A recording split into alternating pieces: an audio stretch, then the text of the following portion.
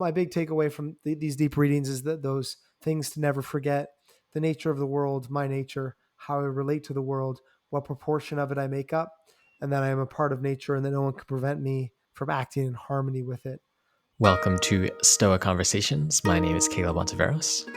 And I'm Michael Tremblay. And today we're going to be reading through meditations. So, this podcast is about the practice and theory of Stoicism. And one of the best sources for both of those things is Marcus Aurelius's Meditations. And we'll be going through some passages from book 2, using the Hayes translation. It's a good exercise, both, I suppose, personally, and something I want to keep on doing in this podcast is to do read throughs, reflect on what some of the classic ancients have said, and see what lessons we can take from them, both in terms of that aspect of practice, how these are people actually implementing Stoicism in their lives, and also, of course, theory. How do they think about the philosophy of Stoicism? What are some of the theoretical or historical issues of importance they touch on? Yeah, sounds great. I'm interested to dig into this today, both because it's always lovely to do a deep reading into Marcus's writings, but it's also become popular recently on the internet, at least from what I've seen, to criticize the meditations as a way to learn about Stoicism. So I think the argument, I don't know, Caleb, if you've seen this, but the argument is something along the lines of, the meditations is not an educational text. It was not meant to be read by other people. It's not a good way to learn about Stoicism. And I mean, like everything else, I think it's a bit hyperbolic. There's some truth to it, which is to say, if you know nothing about Stoicism and you read the meditations, chances are you'll learn something, but you won't be able to reconstruct Stoicism. You won't be able to explain it to somebody else accurately because it's not a book that explains it. It's a book by a practitioner of it. That being said, there's absolutely many things to learn from the meditations, especially if we do a deep, careful reading like the kind we'll be doing today. So, I thought I think that's like an interesting framing, and that there's been that pushback in the recent community against the meditations. And like, yeah, point taken. If that's the only thing you read, you might not have as thorough an understanding as if maybe you took a course on Stoicism or something like this. But there's absolutely a lot to learn by just seeing an advanced practitioner put into practice. And the fact that it wasn't meant for other people, that it was a personal journal, adds to that. You get a different perspective. Seneca, Epictetus, they're always talking to somebody else. They're always writing for somebody else. You get to hear, somebody doing, if they're an athlete, this is kind of the practice, the practice when nobody else is in the gym, nobody's watching them do what they're doing. And there's something that you can learn from that on your journey too. So excited to dig into it.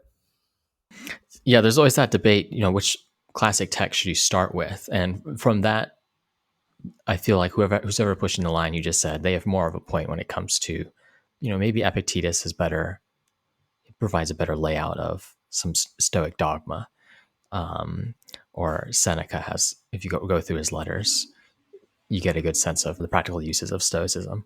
And certainly, some people can come away from the meditations thinking, well, those are a loose collection of thoughts, and it's hard to make sense of them, especially if that's your only exposure to Stoicism. But once you've had some exposure to Stoicism, the meditations is just an awesome resource for both, as you say, seeing how someone's putting the maxims into practice, seeing how Marcus Aurelius is rehearsing these different Stoic lines of thought. And also, I think, making connections about what was important to his Stoic practice, what he is always reminding himself about, and also how, and we'll talk about this a little, how he interacts with other philosophers, other Stoics, how he's one other figure in the tradition of Stoicism. Mm-hmm.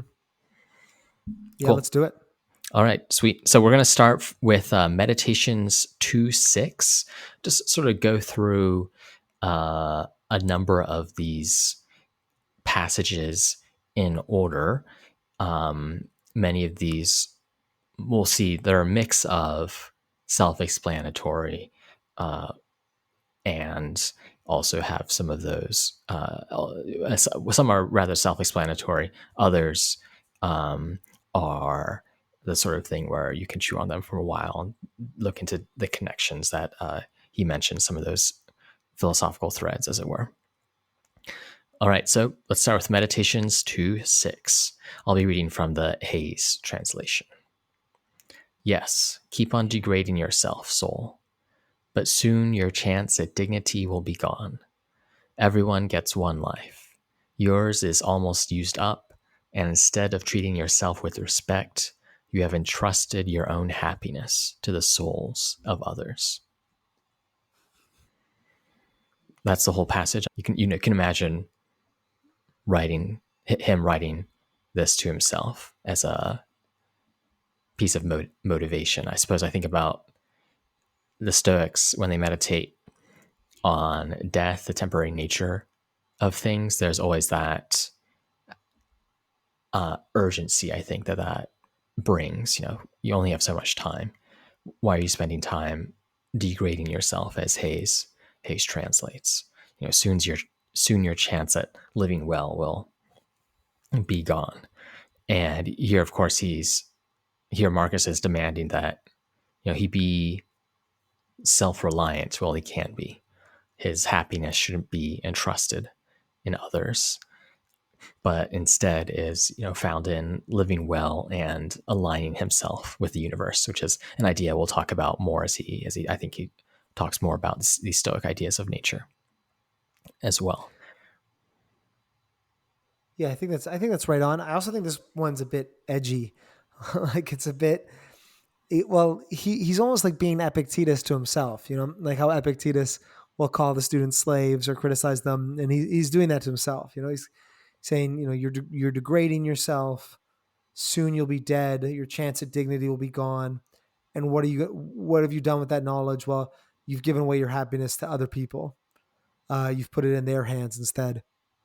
Um, and I mean, that's a it's well, quite a critical passage, self-critical on his part. I think that all those Stoic ideas are right, but the self-critical aspect of it always stands out to me. Yeah, using self-criticism like that has can be a powerful tool, but I think of course you can go too far in that direction. But at other times you need someone to put you in your place, say you're doing things wrong, you ought to do things better while you can, and whether you can play that role for yourself, but others can also play that role well. This reminds me a little bit about Epictetus, how he talks about you have that inner witness, and you ought to live up to the demands of that inner witness or inner spirit guiding daemon. I think it's a similar idea here. Yeah, that's exactly it. When we talked about this idea of shame in Epictetus, or this idea of just having a conscience, just being aware of your potential, what you can live up to, and how you're not living up to that potential. Yeah, I think that's exactly what Marcus is doing here to motivate himself. One other call out here is the word for soul, psyche, is a broad word. Yes, keep on degrading yourself, soul. It can mean mind, character, self. So I think when Marcus Aurelius here is talking about soul, he's talking about what the Stoics took to be the self, that seed of reason. He's not necessarily talking about, or he certainly, I suppose this is somewhat controversial, but he's not necessarily talking about some soul that's apart from the material world. That wouldn't be the traditional Stoic view, since the Stoics were materialists. Yeah, the soul. So the soul is, um, it's a part of us, but it's a material. It's a material aspect. I mean, would be the same way we think today about the mind being material in some sense, um, or I mean, just in a very literal sense. And that soul, yeah, I think the point there is just to not get this. I would say it's just a Christian idea, right? Like just not get it mixed up with this Christian conception of the soul that leaves the body, that enters the afterlife, that exists eternally. I would say it's Christian, but then also Plato in the Republic talks about this idea, the same thing, this idea of a soul that separates from the body, a soul that is reborn into something else. So that idea of the soul leaving the body, living eternally, was around in ancient Greece around the same time as the Stoics, a bit before the Stoics. So the Stoics here are deviating. I think you rightly point out deviating by having a soul that is more aligned, I think, with your character, yourself, and when you die, the same way your body um, disperses into, I guess, the ground and the soil.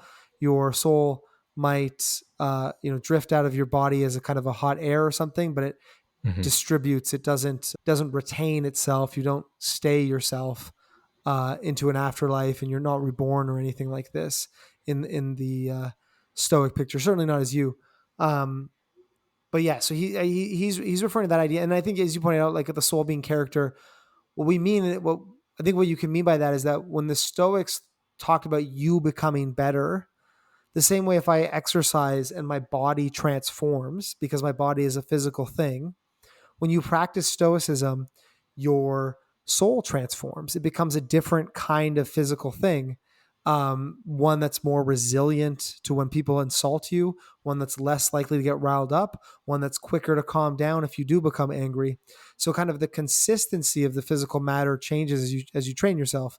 Again, I think the Stoics obviously. I'm not a contemporary neuroscientist, and the Stoics weren't talking about the brain, but you can think of this in terms of the brain is in some way physical, and as you train it into certain types of thought patterns, those become entrenched or easier to enact or fall into. And so there's actual kind of physical transformation that comes with training, and that I think is kind of a cool side effect of thinking of the soul that way instead of this essential thing or unchangeable thing. Yeah, yeah. Yeah, I think so. Nice. Cool. Well, moving on to meditations 2:7, we have, do external things distract you? Then make time for yourself to learn something worthwhile. Stop letting yourself be pulled in all directions, but make sure you guard against the other kind of confusion. People who labor all their lives but have no purpose to direct every thought and impulse toward are wasting their time, even when hard at work. I think this one's great. I think there's that good advice to, uh, of course, make time for yourself to learn something worthwhile. There's no afterlife that provides some kind of urgency. Um, don't let yourself be distracted by the next shiny novel thing. Don't bounce between different projects, in other words. But at the same time, avoid the trap of obsessive focus on the wrong thing. Make sure to guard yourself against the other kind of confusion. And it's important that's a kind of confusion here, a confusion about what's valuable. Uh, what's of value isn't necessarily the novel thing, so you shouldn't be bouncing between project and project. That's what Marcus Aurelius is writing himself. But one should also be sure to have that purpose in mind, not focus on the wrong thing. Productivity isn't useful unless it's productive work for a valuable end. Yeah, and I think of that. I think exactly that. I think of that as that kind of stereotypical midlife crisis, which I guess Marcus is maybe on the other side of here, which is this idea of, wow, I've been working really hard on something or I've been focused on a certain project. And it's not that I've been lazy or my potential's been wasted. I mean, maybe some people have a midlife crisis in that respect, but it's that, oh, I've actually spent a lot of energy working towards maybe a career or kind of life that I don't actually think is meaningful. I don't actually think is the important one. And so, yeah, just good advice, which is stay busy on the right thing, because you can make a mistake of being lazy and you can make a mistake of staying busy on the wrong thing, something that doesn't matter. And it's always just worth remembering this is the emperor too.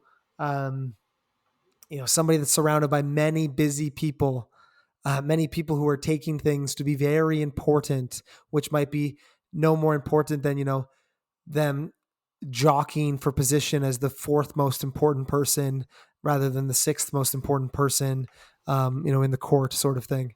And so there's a criticism of that kind of behavior when you're in those kind of busy rooms. Yeah, for sure, for sure. Like the fourth most important person in some specific province or something like that. Yeah, yeah, that's funny. You think of a lot of us are in this position, like the third most important person of this team in this company in this country and so on. Uh, so okay, Yeah, of don't course. take that from me. I take it back. That's worthwhile. So yeah, it's important I to be like that. good at one's work, but there is a kind of obsession that one should guard against, I suppose. Hmm. Um, Another bit this line brings out to me is just a lot of sort of motivational one-liners, perhaps even some you get from the Stoics. Um, it's on hearing those, it's easy to overlook, just how difficult it is to spend one's time well. You have ideas like, as soon as an opportunity arises, seize it. Uh, move fast, break things. Have different projects on your plate. So if you get bored of one, then you can go to the next one. Against obsessively focus on one single thing. Ensure you're never working on the wrong thing. Or that tension between, making a number of small bets that could potentially turn out versus actually commit to a certain thing, burn the boats, and ensure you succeed. So I think you always have that in a lot of lines, motivational content, what have you, contradictory messages, of course. Um, and in a way, Marcus Aurelius is advising himself to steer between two common patterns, some of which he's probably getting advice to, invest in one of those. Do invest in this new idea or this new project. Someone's interest might be fully behind that, and there might even be some good reasons to do it. Or on the other side, be more obsessive. Don't miss any details here, and so on. Yeah, that it's that middle path, that I guess that temperate path, and I often empathize. I mean, you called out this advice, and I think you're right to criticize the advice. Seize an opportunity. Obsessively focus. There's no content behind these things, and it's the same kind of thing where that's one of the things that the Stoics do well is the Stoics combine the virtues. So you don't have this problem. I talk about this a lot, but there's this problem of having, the courageous bank robber is not a good thing. But for the Stoics, that you can't ever have a courageous bank robber, because if you have courage, then you have knowledge, and if you have knowledge, it's wrong to rob a bank. I mean, maybe that would be maybe the Stoics would make that kind of rule, so maybe it would be right in a very specific circumstance. But the point is, you can't actualize. We want to be careful about glorifying characteristics that aren't necessarily good, and so being incredibly focused is not necessarily good unless you're focused on the right thing. And he's calling that out. It is important to develop if you have the vice of being unfocused and the vice of not feeling like you can dedicate yourself to things. And it might be the kind of thing where it's easier to get the momentum going and then redirect it. But just Mm-hmm.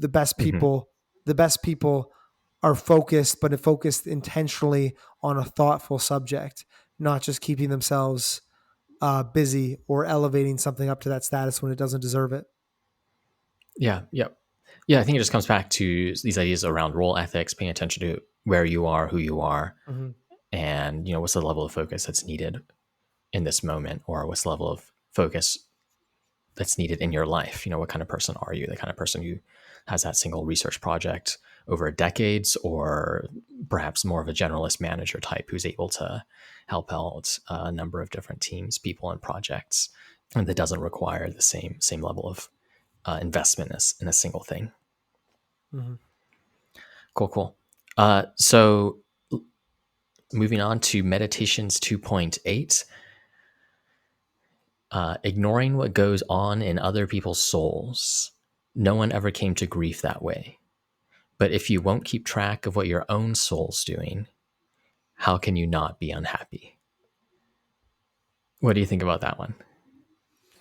It reminds me of two quotes. One is by Marcus Aurelius.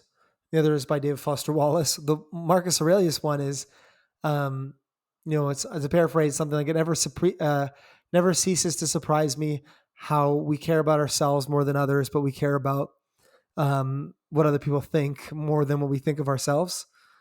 Um, and then the one by David Foster Wallace, which I think might be his paraphrase of somebody else, is this idea of like you'll cease to care about what people think of you when you realize how little they do. And both of those are just about refocusing. Like, it's about refocusing your attention. It's the similar thing to 2.7. 2.7 was about your focus is spread all over the place, and we need to be focused on the right thing. And this is about look, you're reading into whatever other people think. You're trying to guess the motivations of other people, the intentions of other people, whether or not they like you or dislike you, or all these kinds of different questions. But just like, look, you're more important, as you should be, than what other somebody else thinks or feels. So you should keep track of that. You should pay attention to yourself. You should cultivate yourself. Um, but if you spend your time trying to control the people outside you, you're just going to be unhappy. And you must be happy if you get the internal stuff right. If you get the focus on yourself right. That's what it makes me think of. What about you? No, yeah, I think that's a great two other those are two great paraphrases of the same idea. It's related to this that's called the spotlight effect, thinking that as you go throughout the world, other people are always paying attention to you as you walk into rooms, thinking about how you act in a specific situation when, we don't shine the same spotlight on other people. Um, of course, we're social creatures and pay attention to others, but we don't, uh, often we do so in such a way that pays more mind to what the other person thinks of us, not like the other person as such. Yeah, that's right. I was thinking about. I was having a conversation with somebody recently, and I was like bringing up. We were discussing something a third person did like 6 months ago, and my friend was like, "Oh, this is one of those moments where they're like, oh no, like I'm just bringing up an example where I broke this rule, where my friend had this self awareness where like that person probably thinks to themselves, oh, nobody remembers I did that, but little do they know we're like talking about it later. It was like they tell themselves nobody remembers that embarrassing thing I did, but it was like we remember and we're talking about it. That's just a bit tongue in cheek. I think it's good advice. Obviously, as you said, we're social creatures. People remember. People do think about each other. But it's almost always less than we assume it is. And there's a pragmatic point too. So there's a descriptive point that is less than we assume it is, and then there's the pragmatic point that it's just not good for you. Whereas if you focus what's going on inside your own soul, you'll be in a better place anyway. Right, right. Yeah, and I suppose you have the idea. It's not good for you. You might end up you're at ruminating, spinning Mm-hmm. your wheels for no purpose. But also, I think the positive side of that is what's good for you is some amount of self examination. Living the Yeah. examined life, living the philosophical life, Well, not spending one's energy thinking about others or other social trifles. yeah, I mean, that's a great point, which is with focus, there's only the spotlight effect. There's only one thing in the spotlight, right? So you're both taking out the negative thing, which is ruminating on other people, and then you're introducing a positive thing, which is focusing on yourself. And so that way you're kind of getting double benefits. Mhm. You're because you're cutting out the negative and you're adding the positive. So that's any opportunity you have to do that. It's a two for one. Right, right. Yep. Nice. Yeah, it's sort of interesting because you have also he's the first sentence is ignoring what goes on in other people's souls. No one ever came to grief that way. Taken literally, that statement's probably not true, right? Because it does to some extent matter what's going on with other people. The Stoics think it's more how we treat other people, and one factor that goes into treating people well is knowing who they are, where they're at, and so on. So, uh, of course, Marcus Aurelius is pushing against that specific tendency to be worried about what's in other people's souls and maybe more matters that concern reputation or social matters that aren't that important, as opposed to worrying about them in ways that are relevant to building a good relationship and so on. Yeah, and that's what makes me think about like worrying about what's going on in someone's soul, or thinking about that. You can kind of you can kind of, if you're actually friends with the person, you can kind of talk to them about it. We only ever do that kind of speculation, rumination, usually ironically in people that are a bit further away from us, which is not kind of the same thing. It's not like don't care about other people. I Mhm. assume it's not. That wouldn't make sense. But it's, don't ruminate or make assumptions, and especially not for those people who I guess you're not close enough to ask. Yep. Yep. So meditation, those last few passages there, Marcus Aurelius, and I think just encouraging himself to focus on what matters, taking care of his own soul. And that means, cultivating an excellent character and avoiding, doing wrong to oneself while you can, avoiding vice and also avoiding distractions, obsession into things that are not ultimately of value, and then one specific kind of obsession, perhaps, focusing on one's reputation or what's going on with other people. Meditations 2.9 is more theoretical, but it's at the same time comes into a nice, it has a nice form of a maxim that makes it practical. So I think that's really interesting. So it goes as follows: don't ever forget these things: the nature of the world, my nature, how I relate to the world, what proportion of it I make up. That you are always a part of nature, and no one can prevent you from speaking and acting in harmony with it. Always. So this passage is great because Marcus Aurelius is saying a little bit more about what it means to have uh, an excellent character, and that involves knowing the nature of the world and knowing his own nature. And I think this is sometimes I think something that Marcus Aurelius focuses on a lot, but can sometimes be overlooked in discussions of Stoicism, is this focus on those two things, and also the fact that they are related. We share our rational nature with the whole. So there's that focus on what's the nature of the world. Well, it's ultimately, for the ancient Stoics, it's rational, ordered in a specific way, has a specific purpose. And my nature is a part of that purpose. And of course, as a human being, our nature is the one of a rational animal.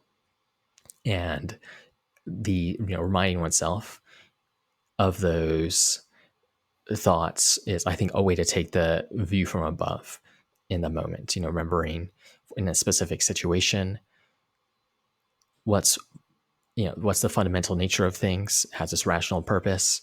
My nature is rational as well. I share in that greater purpose, and no one at the very end, no one can prevent you from fulfilling that purpose in action. And I think it's a really a good example both of theory and practice, and how they come together for the Stoics. Yeah, I think that's really well put.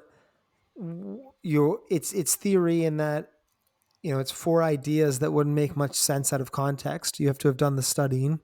You just explained that kind of theoretical background, but it's practice in terms of I'm going to repeat these to myself.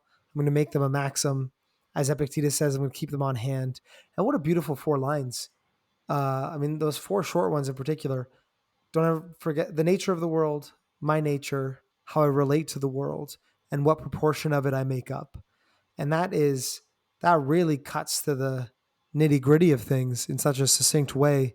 Um, and Yeah, so I think that's really, I'm surprised people don't talk about that more. That's a great encapsulation, as you said, of how the theoretical basis of the universe and our role in it can be motivating in times of action and choice and emotional regulation too. Mm-hmm. And that interplay, as you said, between, because you said the view from above, and often I find the view from above, at least the way that I talk about it, it's almost alienating. It's like step outside of yourself and imagine you're a cloud, or imagine you're a star, or imagine you're in the stars. But this what he's doing really well here, which you mentioned, is that interplay. Don't forget the nature of the world and your nature, how you relate to the world, and that you're a part of it. So it's that interplay both between, which I really think is probably the top level of Stoicism. you know if anything, we probably start really self-centered and self-oriented, then we begin to build skills about broadening our perspective, view from above, and then that highest level is that synthesis of both of those. I know, I understand the larger universe, the larger whole. But I understand who I haven't lost who I am, and I understand the part I play in that. And that interplay, I think we lose quite a bit, because we're talking to more somebody like Epictetus or Seneca, or talking to more junior people or beginners. But this is a really lovely example of a more advanced Stoic practitioner trying to maintain that balance, keeping themselves in mind and the whole in mind. Mm-hmm.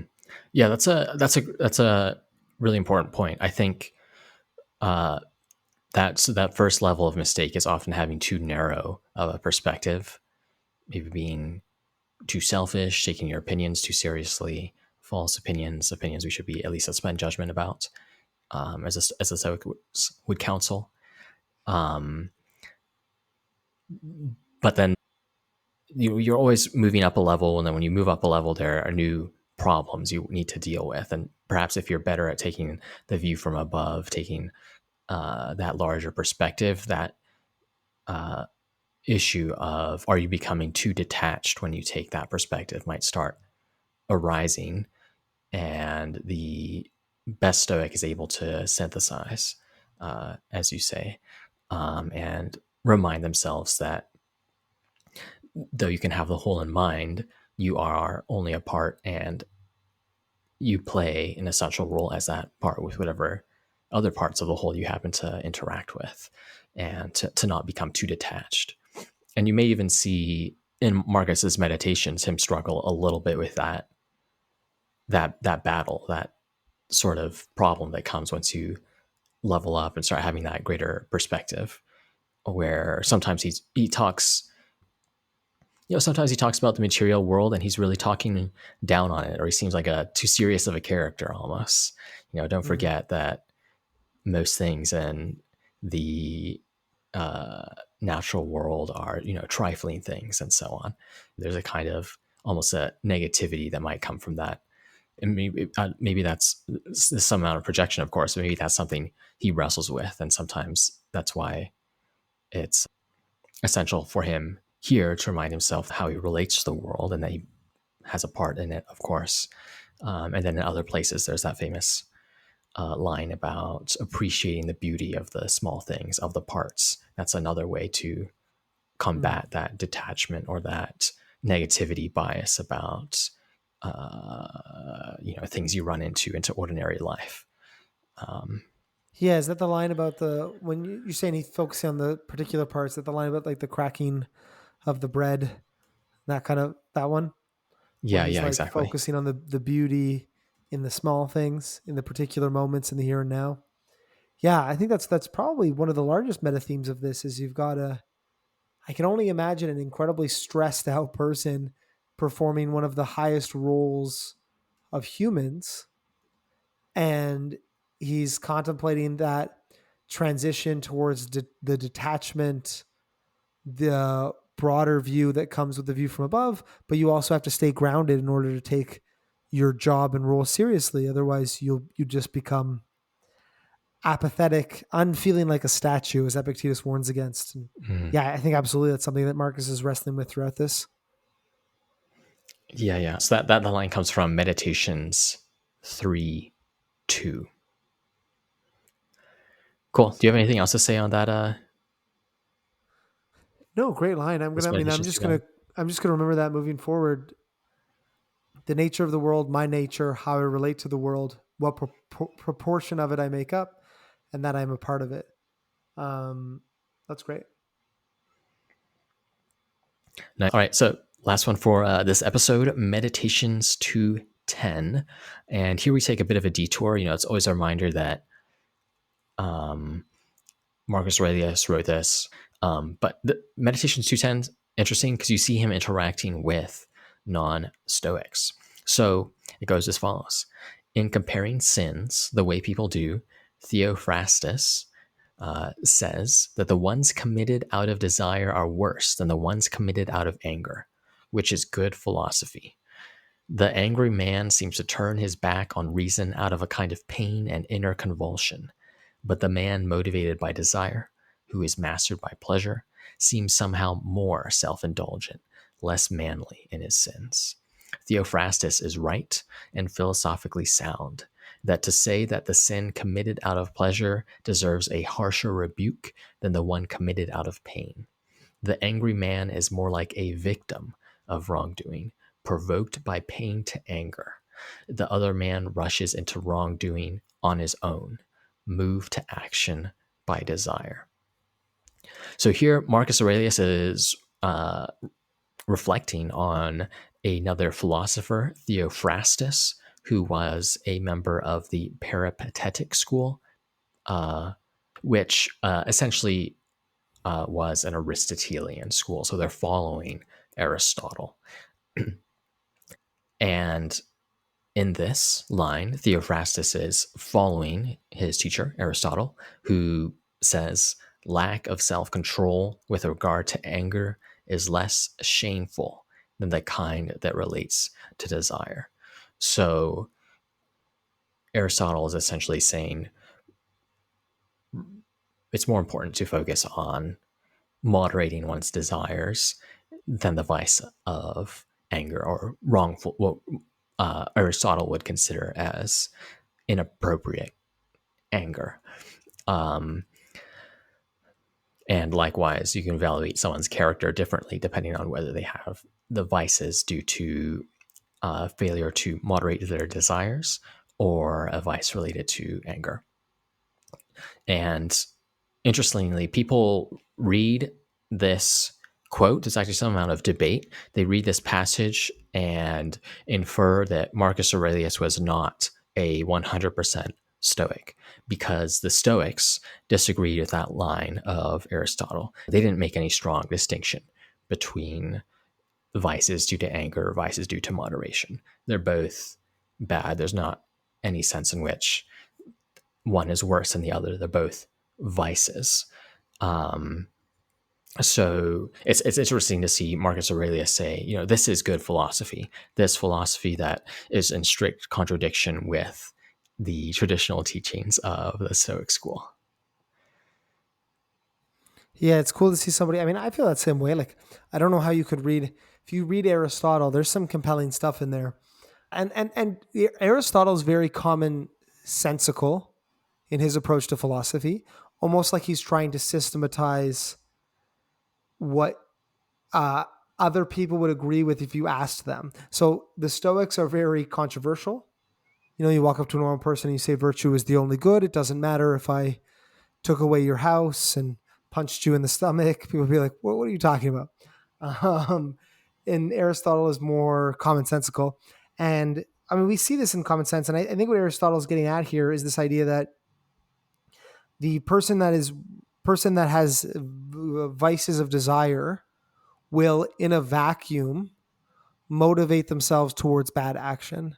So you can think of somebody who has, maybe you'd say something like substance use problems, or you think even of these kind of more deviant, somebody is, a predator in some sense, some kind of sexual predator or something, or a criminal in some sense like this. The idea is like, if they're sitting around in their house, they're by themselves and they're then motivated to go out and plan something terrible. And then we'll go and act that out, let's say, or something that's either harmful to themselves or something that's harmful to others. Whereas the person who's angry, it's more like they have a kind of sensitivity or vulnerability. They're kind of like defensively flawed. So they go out in the world and, somebody shouts something and they punch them in the face, or somebody treats them a certain way and they can't control themselves.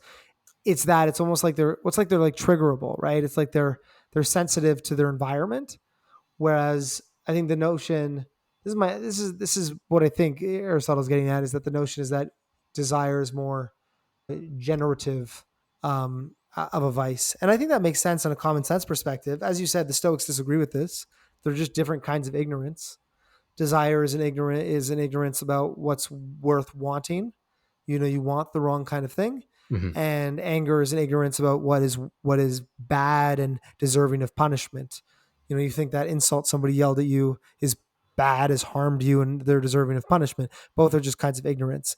But um, that, I think, charitably is the Aristotelian position. And yeah, and then as you said, Marcus is wrestling with it and ultimately agreeing with it and doing the same kind of thing he does with Epicureanism sometimes, which is admitting, you know, I think I read Marcus as somebody who's like, 90% a Stoic, but like anything else, takes the other bits that he think works really well and helps his own life. Yeah, he's not. He's not. Although there's certainly some controversy about this. He doesn't write as someone who is doctrinaire about the Stoic teachings. You see the fundamentals of Stoicism there in his writings, but occasionally, he talks a little bit like an Aristotelian, a little bit like a Platonist, and doesn't feel any pressure to be otherwise, other than think maybe think about what's useful from these different philosophies.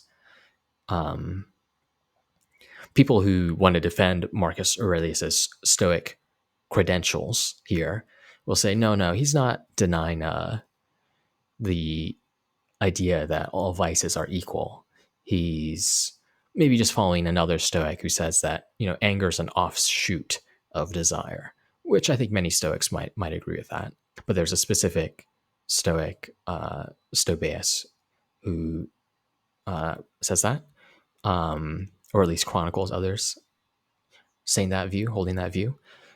And I suppose practically you can think one's worse than the other, but ultimately, the theoretical read is desire is more important to root out when it comes to deciding, how to work on oneself, how to improve oneself. Focus on desire, not uh, rooting out cases of anger.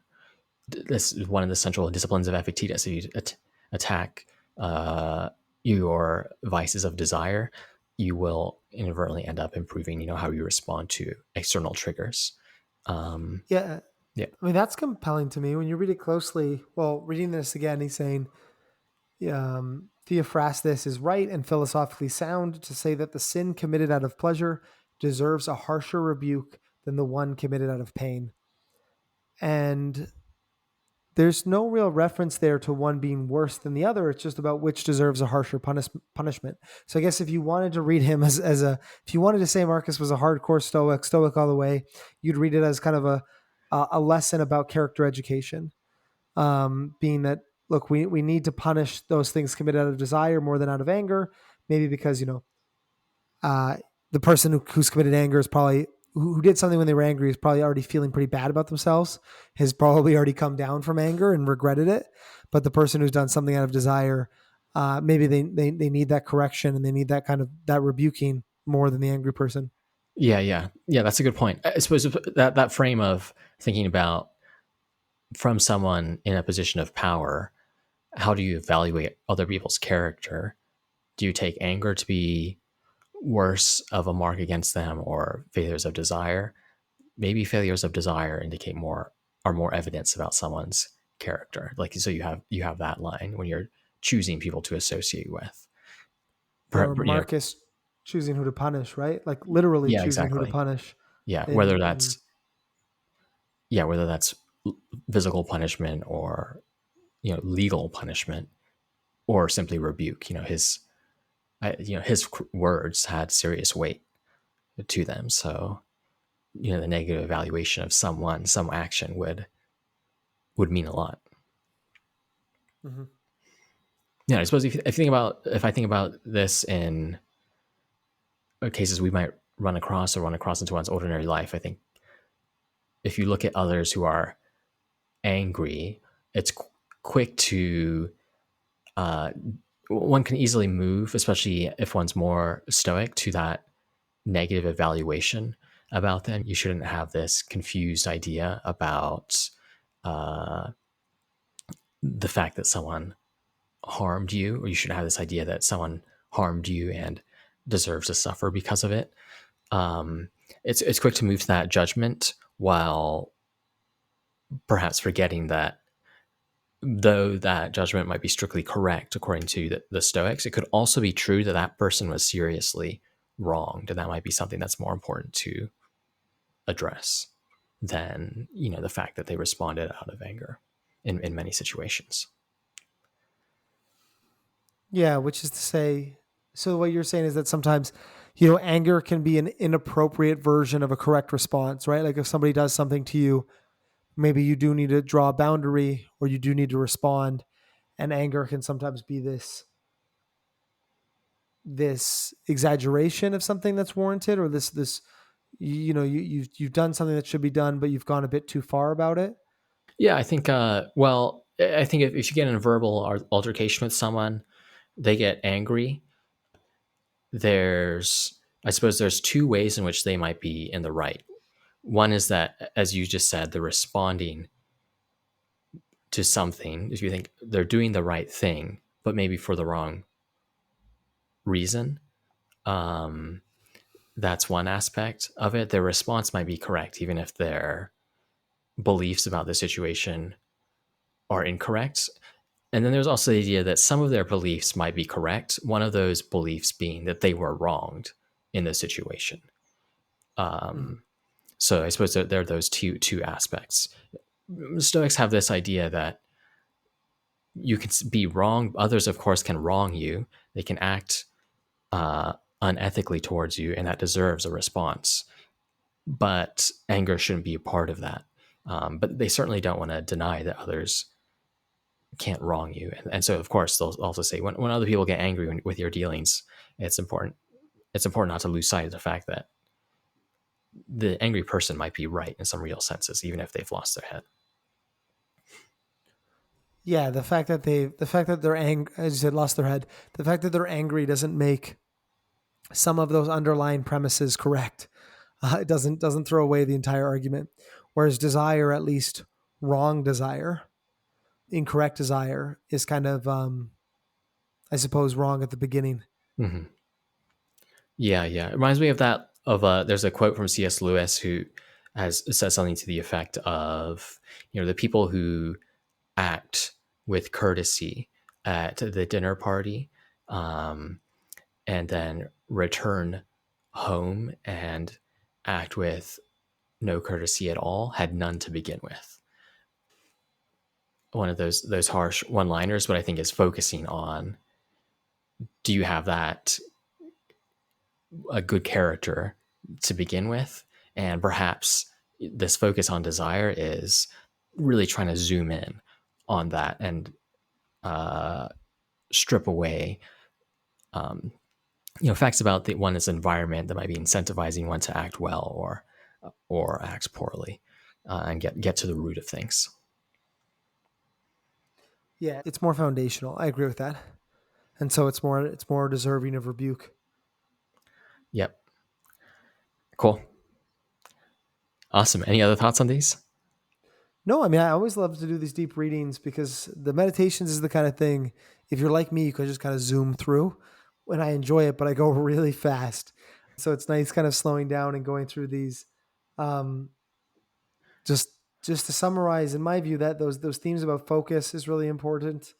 That idea at the end about, the desire and anger are kind of, I would say, maybe a hierarchy of character flaws is something to consider. But my big takeaway from these deep readings is that those things to never forget: the nature of the world, my nature, how I relate to the world, what proportion of it I make up, and that I am a part of nature and that no one can prevent me from acting in harmony with it. That's such a lovely synthesis of those two separate Stoic ideas. That I think is my big takeaway. Yeah, I think so. For me as well, I think that's a really important passage. And I think you see Marcus Aurelius rehearsing teachings of other Stoics there. You have those idea of rule ethics, that fundamental philosophy about the nature of the world, the humans, and so on. And he's rehearsing them, putting them into his own words, and it's in the form of a useful maxim. So I think that's something that I'm always thinking about, is how to capture these teachings well, often in my own words in ways that I remember. So perhaps that's something that'd be useful for listeners if you're listening to this as well. Either, thinking about how you would express these ideas in ways that are memorable and you can have ready to hand. Yeah, great. Nice. Thanks, Michael. Thanks, Kil. Thanks for listening to Stoic Conversations. Please give us a rating on Apple Podcasts or Spotify and share it with a friend. If you want to dive deeper still, search Stoa in the App Store or Play Store for a complete app with routines, meditations, and lessons designed to help people become more stoic. And I'd also like to thank Michael Levy for graciously letting us use his music. You can find more of his work at ancientlyre.com. And finally, please get in touch with us. Send a message to stoa@stoameditation.com if you ever have any feedback, questions, or recommendations. Until next time.